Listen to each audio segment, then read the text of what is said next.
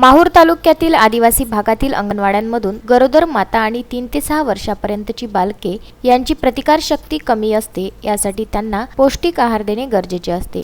त्यानुसार माहूर बालविकास प्रकल्प कार्यालयाअंतर्गत येणाऱ्या अंगणवाड्यांना चांगला पोषण दर्जाचा आहार देणे गरजेचे असताना अंगणवाड्यांना खाजगी ठेकेदार निकृष्ट दर्जाचा पोषण आहार देत असल्याचा प्रकार उघडकीस आला आहे।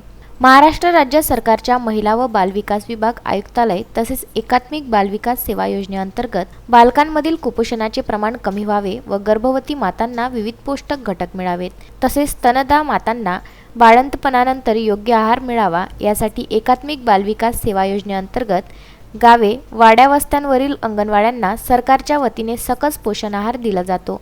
यासाठी केंद्र व राज्य सरकारमार्फत जिल्हा परिषदेला कोट्यावधीचा निधी देण्यात येतो। मात्र माहूर तालुक्याच्या आदिवासी भागातील अंगणवाड्यांना पोषण आहारात तांदूळ, वाटाणा, चना, गूळ, शेंगदाणा, मटकी इत्यादी कडधान्य निकृष्ट दर्जाची व बेचव येत असून यामध्ये किडे, काळी, कचरा, सोनकिडे निघत आहे। तसेच तेलाच्या पॅकेटची मुदत संपली असल्याचा गंध त्यामधून येत असतो। असे निकृष्ट साहित्य दिले जात असल्याची खळबळजनक घटना माहूर तालुक्यातील मौजे सायफळ येथे उघडकीस आल्याने कारवाईची मागणी होत आहे।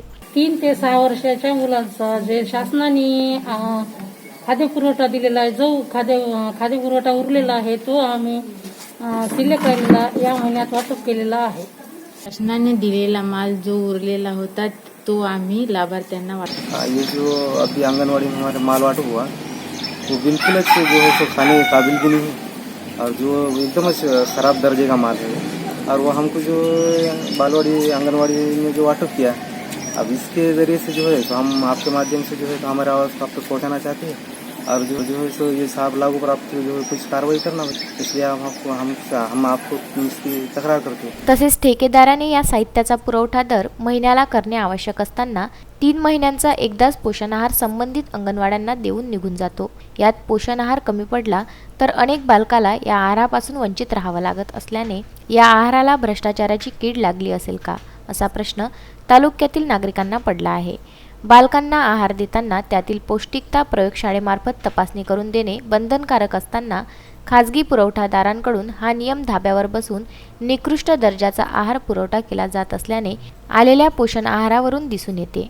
पोषण आहार खराब येत असल्याच्या तोंडी तक्रारी यापूर्वी देखील करण्यात आल्या आहे, परंतु तक्रारी केल्यानंतरही यामध्ये सुधारणा केली जात नसल्याने गेंड्याची कातडी असलेल्या अधिकाऱ्याच्या गळ्यात घंटी कोण बांधेल, असा सवाल गरीब आदिवासी नागरिकांना पडला आहे।